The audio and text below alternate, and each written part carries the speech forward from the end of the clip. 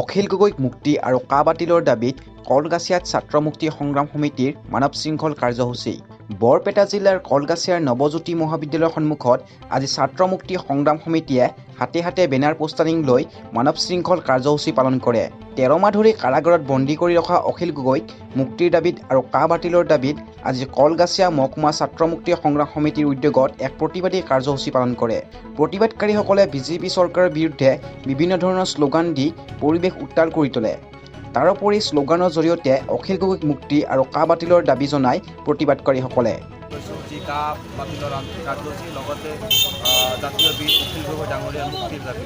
আজি প্ৰায় 1 বছৰৰ অধিক সময় পাৰ হ'ল, যিহেতু আমাৰ সন্মানীয় জাতীয় বীৰ অখিল গগৈ ডাঙৰীয়াক চৰকাৰে নিজা ষড়যন্ত্ৰৰ বলি হৈ আজি তেওঁলোকে কাৰাবদ্ধ কৰি ৰাখিছে।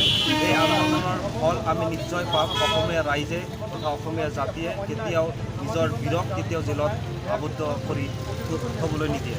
যিহেতু অসমৰ প্ৰতিটো সমাজৰ পৰাই এজন এজনকৈ বীৰ ওলাইছিল, তেতিয়া অসমৰ মানুহে তেওঁক আঁকোৱালি লৈছিল। এতিয়াও এই যুগতে অসমীয়া জাতিৰ পৰা এক নতুন বীৰৰ উদ্বোধন হৈছে বুলি আমি ভাবোঁ।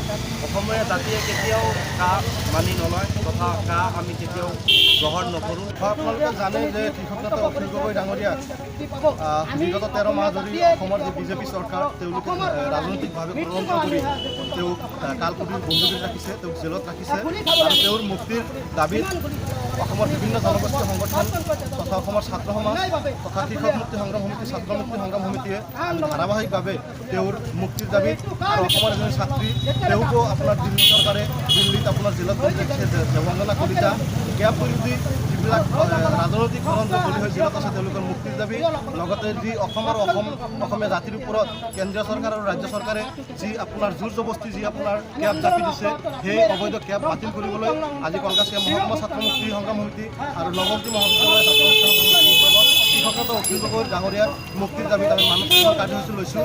আৰু অনাগত দিনত যদি চৰকাৰখনে আপোনাৰ ষড়যন্ত্ৰমূলকভাৱে ভুৱা কেছ লগাই তেওঁক ওলাব নিদিয়ে, তেতিয়াহ'লে অসমৰ ছাত্ৰ সমাজ, অসমৰ শ্ৰমজীৱী সমাজ, অসমৰ বিভিন্ন জনগোষ্ঠী সংগঠনৰ নেতৃত্বত এক ধাৰাবাহিকভাৱে এক গণতান্ত্ৰিক আন্দোলন গঢ়ি তোলা হ'ব।